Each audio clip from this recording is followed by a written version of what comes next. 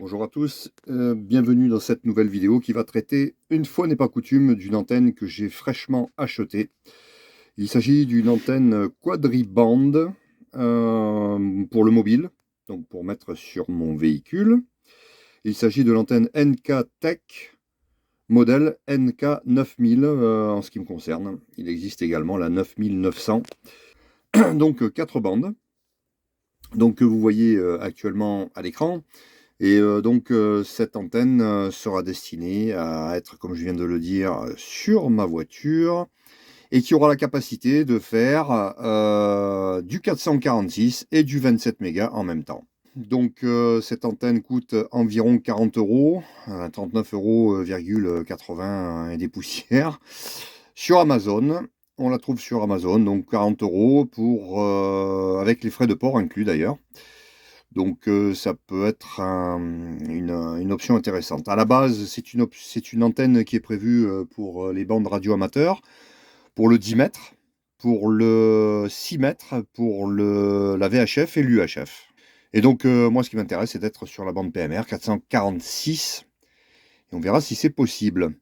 Pour pouvoir aller sur la bande des 11 mètres et non pas des 10 mètres, il va falloir rallonger le brin supérieur. Et donc, je donnerai à la fin de cette vidéo la dimension finale de ce brin.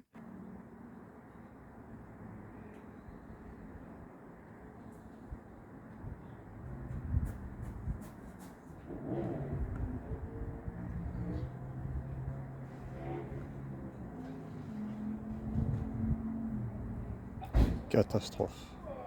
C'est une catastrophe.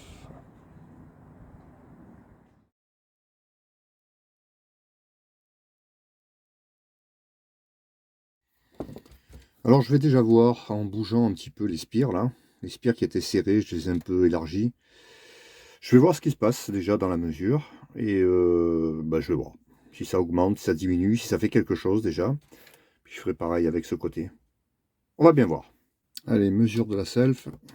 Voir si tout est ok. Bon, j'ai déjà vu tout à l'heure qu'il n'y avait pas de court-circuit. Enfin, du moins, qu'elle n'était pas coupée, pardon. 3,7. 3,7 micro-Henri. Bon, les mesures n'ont absolument rien donné. Donc là, je vais mesurer la petite self de séparation. Là, j'ai rien. Ouais, c'est bon. Ouais. Je vais le calibrer. Ok.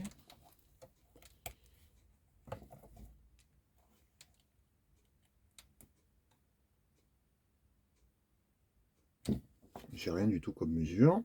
Allez, je vérifie à l'ohmmètre. Ah, et voilà. Il y a Nib. Il n'y a rien du tout. Vérifier qu'il marche bien. Hein. Voilà, il y a bien le court-circuit. Normal. Voilà, on est bon. Allez, je recommence. D'un côté. De l'autre. J'essaye de faire bien contact. Bon, il y a un problème sur la self. Ok. Hop, ça se dévisse. Qu'est-ce qu'on constate? Alors, ça doit être un cache, normalement. Non, ce n'est pas un cache. Alors, par contre, qu'est-ce qu'il y a là-dedans?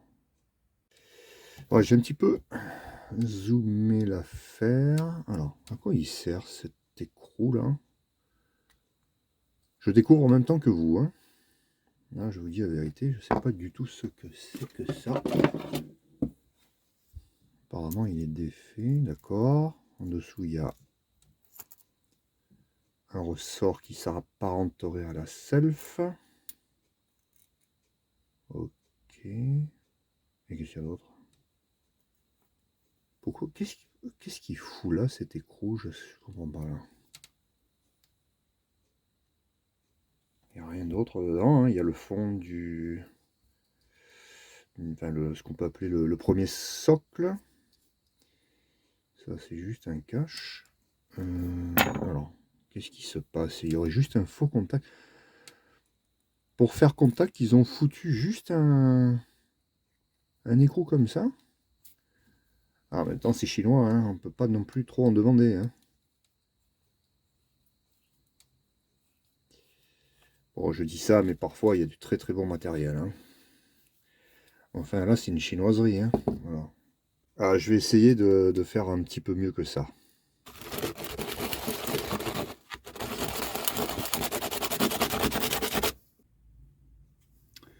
En voilà un. Et le deuxième, il se cache ici, le vilain. En voilà deux. Et putain, je sais pas en quelle matière il est ce ressort là. Je vais en profiter pour lui mettre le compte, comme on dit chez nous. Puis on va faire une petite mesure vite fait à l'ohmmètre. Hop. Voilà, parce que là, le contact, il y est, quoi. Ça, je comprends pas. Voilà. Tac. Alors. On est parti, on va le faire direct à l'ohmmètre.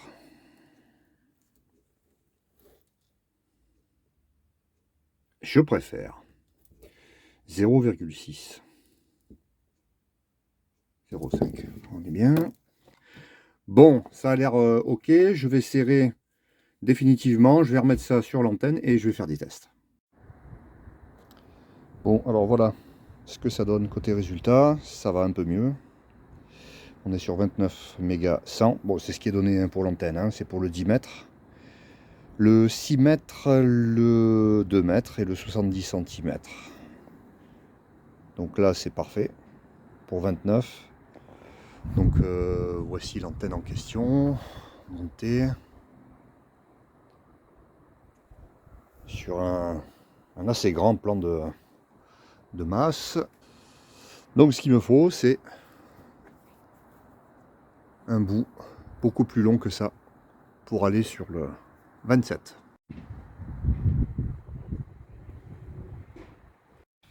Allez, voilà le résultat donc sur 27 mégas. Bon, 27 500. Ça c'est pas mal. Et si on redescend, voilà 27, 27 tout court, 1,8. Et si on monte à l'extrémité supérieure, nous avons, voilà, jusqu'à 28. Jusqu'à 28, nous avons un 9. Voilà. Donc toute la bande intéressante se trouve, ouais, à partir de 27 800, comme d'habitude, jusqu'à 27 400, quoi. Voilà. Le milieu, allez, on va se mettre sur triple 5. Si on y arrive. Voilà, bon, un 4. Ça, c'est pour la partie 27 mégas. Alors maintenant, on va se mettre... hop, je me mets en position UHF. Et là, en position UHF, je ne peux avoir que le ROS. Hop, je vais aller chercher la fréquence. Voilà, 422, 430, 1,9, 440. Alors à la base, c'est prévu pour la bande radio amateur UHF, 430, 440. Et c'est pas du tout dans les clous. Bon, même si on peut émettre un 2, ça va. Et moi, ce que je recherche, c'est 446. Et là, comme par hasard, je suis à 1,5. 1,5 de ROS, donc ça, c'est super. L'antenne est donc compatible pour le 27 et pour le 446. Bon voilà, j'ai remis donc la gaine thermo sur la self que j'avais dépouillée tout à l'heure pour pouvoir la mesurer. Ben voilà, hein, ça fait quasi neuf. Pour ma part, cette antenne va être utilisée avec un FT 857 dans la voiture. Ce qui me permettra donc d'aller sur la bande 446 et la bande 27 mégas. Par contre, il y a deux sorties différentes pour la partie UHF et la partie HF. Ce qui m'impose de mettre un duplexeur où il y aura de ce côté donc la partie HF, puisque ce duplexeur que j'ai retrouvé d'ailleurs, un vieux duplexeur que j'avais acheté à l'époque dans un salon radio amateur, que je n'ai jamais utilisé d'ailleurs, ou juste pour des essais. Donc il y a une partie qui va de 1,3 mégas à 90 mégas, donc le 27 mégas est inclus dedans. Et de l'autre côté, ça va de 125 mégas à 470 mégas.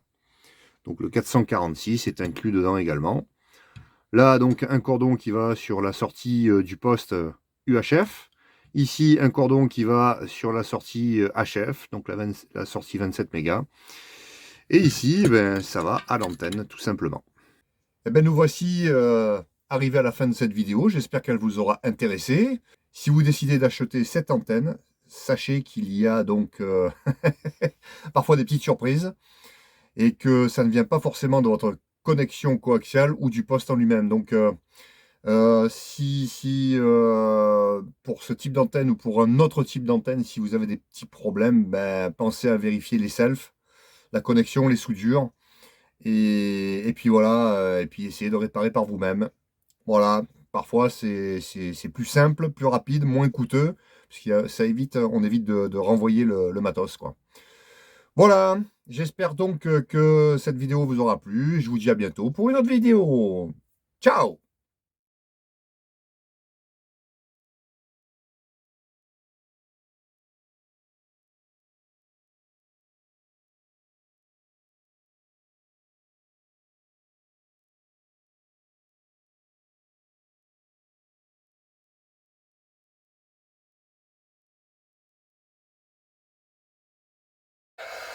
C'est Patrice. Ouais, affirmatif.